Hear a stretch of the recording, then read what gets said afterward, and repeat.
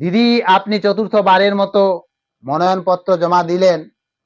জমা দেওয়ার সময় সেরকম কর্মী উচ্ছ্বাস নেই, হেঁটে হেঁটেই জমা দিতে গেছেন, কর্মীদের সাথে পেছনে ফিরাদ হাকিম আছে, কিন্তু কর্মীদের সেরকম উচ্ছ্বাস আনন্দ ফুর্তি নেই।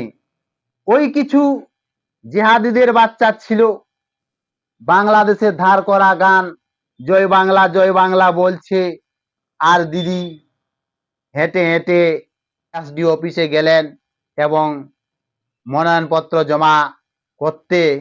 কিন্তু তুলনামূলকভাবে শুভেন্দু অধিকারীর সাথে মমতা ব্যানার্জির তুলনামূলকভাবে কিন্তু দিদি পরাজিত হয়ে গেছে। শুভেন্দু অধিকারীর ক্ষেত্রে দেখা গেছিল সাধু সন্তোষ, শঙ্খ ঘন্টা ঢাক ঢোল। দিদির বেলা কিন্তু সেরকম নয়, শঙ্খধ্বনি নয়, ঘন্টা নয়, ঢাক ঢোল নয়, সাধু সন্তোষ নয়, কর্মীও নয়, মাত্র কয়েকটা আছে চেংড়া ছেলা, ওই জয় বাংলা স্লোগান দিচ্ছে, আর দিদি মনোনয়নপত্র জমা করলেন। এই দিদির দৃশ্য, দিদি মনোনয়নপত্র জমা করলেন, দেখুন দৃশ্য।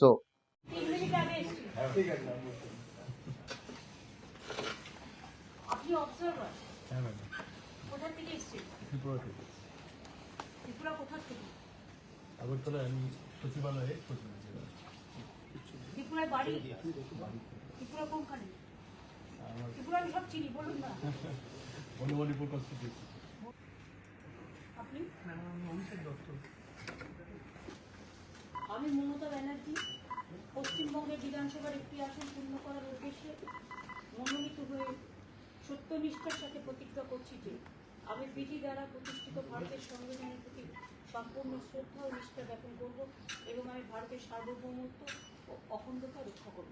Mamata Banerjee.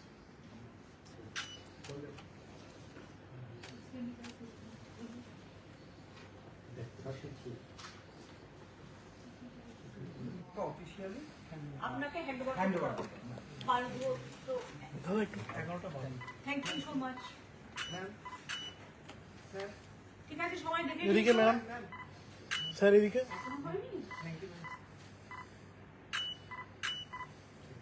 Everything is alright, আপনারা সবাই ভালো থাকবেন।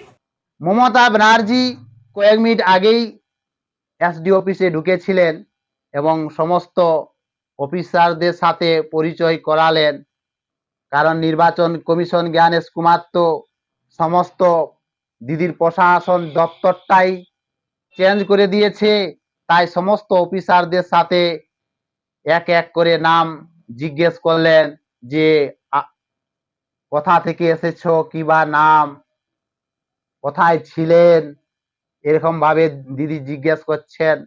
তারা কে কোথাকার উত্তর দিচ্ছে। আবার নন্দীগ্রামের এক অফিসারকে এখানে এসে দিয়েছে, দিদি বলছেন যে সেই নন্দীগ্রাম থেকে কোন অফিসার এসেছে।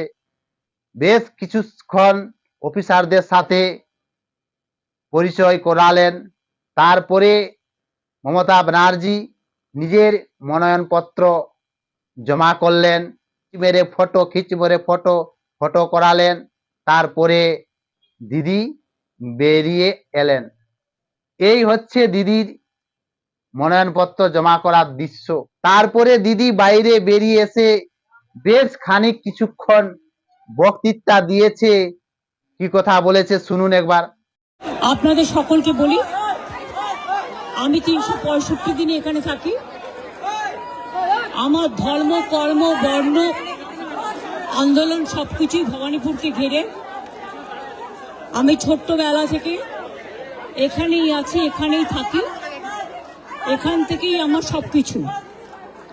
এবং তাই ভবানীপুরের মানুষদের আমার ধন্যবাদ, আমার নমস্কার, আমার সালাম, আমার জয় জিনেন্দ্র ভালছো বলে, সত শ্রী আকালজি বলে সবাইকে নমস্কার নমস্তে জানিয়ে আপনাদের সকলকে অসংখ্য ধন্যবাদ জানিয়ে আমি আমার নমিনেশন যেমন ফাইল করলাম, আমি চাই আমার ভবানীপুর কেন্দ্রের সাথে সাথে 294টা কেন্দ্রেই আমাদের তৃণমূল কংগ্রেস এবং জোড়া ফুল তাদের প্রত্যেকটা প্রার্থীকে ভোট দেওয়ার জন্য আমি বাংলার মানুষকে অভিনন্দন জানাবো।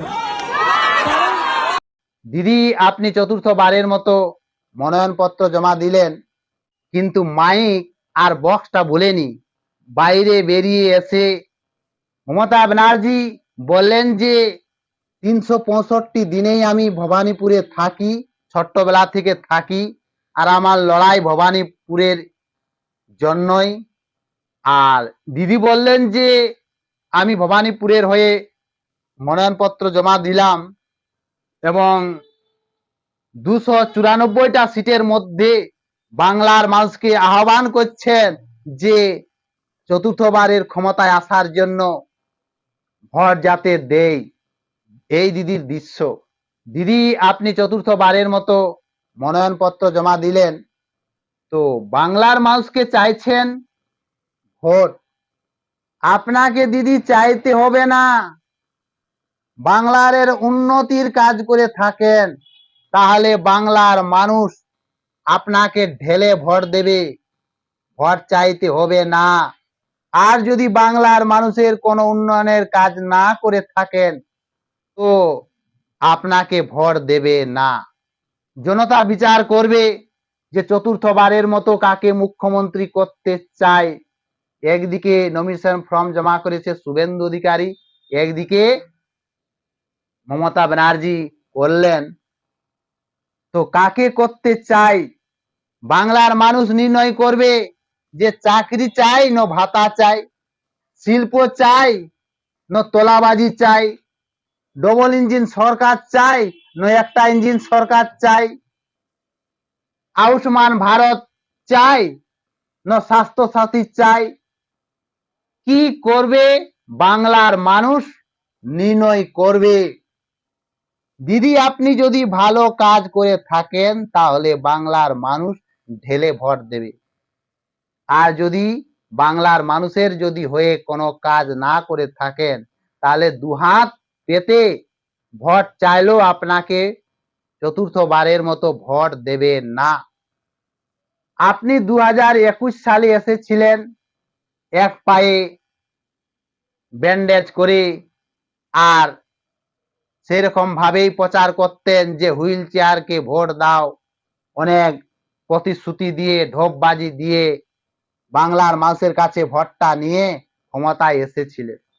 এবার হচ্ছে দিদি, সমস্ত মানুষ শিক্ষিত জ্ঞানী গুণী, বাংলার মানুষ নির্ণয় করবে যে কাকে মুখ্যমন্ত্রী করতে চায়।